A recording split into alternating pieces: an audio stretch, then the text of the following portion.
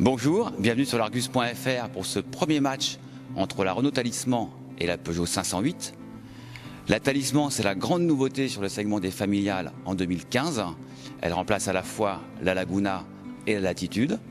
Elle est d'un gabarit de 4,85 m, c'est 5 cm de plus que la 508, qui elle est sortie en 2011. Et comme on va le voir, 4 ans en automobile, c'est beaucoup. Le design de la Talisman est dans la même veine que le récent Renault Espace, avec cette face avant qui dégage une forte personnalité grâce à la grande calandre, au logo aussi gros qu'une main et la signature lumineuse en forme de C. Le design de la 508 ne manque pas de relief non plus, avec cette face avant inaugurée par le modèle restylé en 2014. Il met en évidence une calandre plus imposante avec le lion en position centrale et également des phares au dessin plus moderne.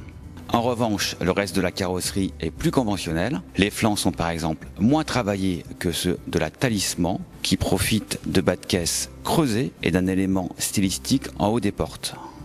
Alors la grande différence entre les deux voitures se trouve au niveau du coffre, avec un net avantage pour la Talisman. Elle profite d'un coffre profond de 608 litres, c'est la meilleure valeur de la catégorie, et surtout un large accès grâce aux feux qui sont scindés en deux. Ce n'est pas le cas dans la 508 avec le bloc optique en une seule partie qui limite l'accès au coffre et le volume est de seulement 515 litres.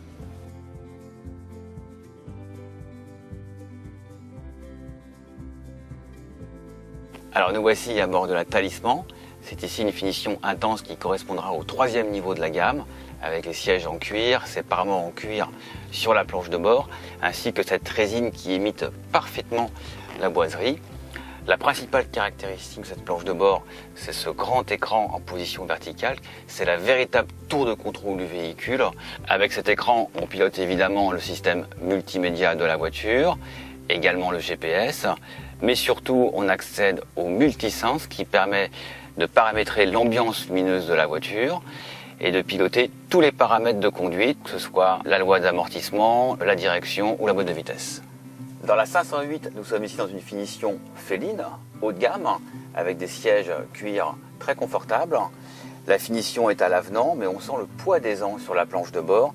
L'écran central est devenu tactile depuis le restylage, mais il est de petite taille par rapport à celui de la Talisman.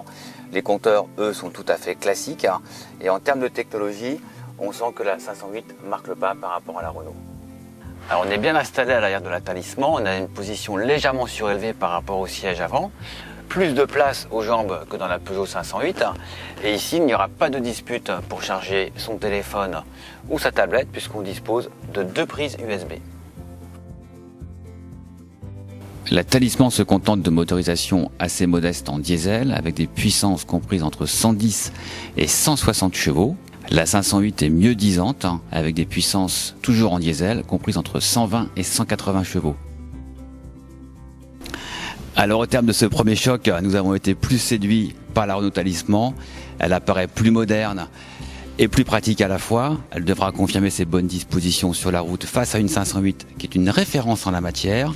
Mais pour cela, Renault sortira une arme secrète avec l'amortissement piloté et les 4 roues directrices. À bientôt sur l'Argus.fr.